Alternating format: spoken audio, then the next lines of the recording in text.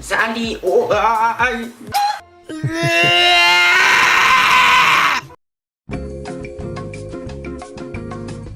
Sally, das Mal erzählen wir darüber, Technik ist nicht mein Freund. Hashtag Technik, Hashtag Hate, Hashtag Totgeburt.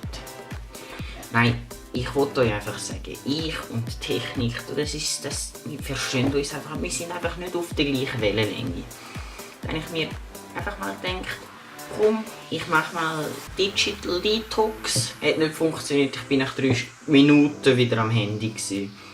Es hat sich auch gefühlt wie 3 Stunden. Und dann habe ich mir...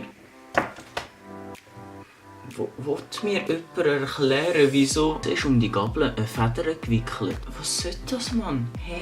Ja, auf jeden Fall habe ich dann nach dem Fail vom Digital Detox habe ich gedacht, gönne ich mir Kokos Alnatura, so einen Riegel. Die sind nämlich gut, Alnatura und Bio. Das ist perfekt zum ein bisschen abschalten und so ein bisschen chillaxen. Und das ist natürlich ist das wieder eine Produktplatzierung. Das darf man doch nicht im Video vergessen, weil woher sollte ich das Geld bekommen? Weil wie jeder weiss, tue ich auch meine Videos monetarisieren.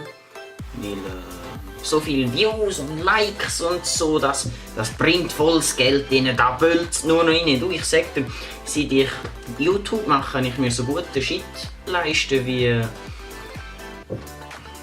Gar nicht, es sieht aus wie ein Saustall drin. Mein Leben ist eine Hölle.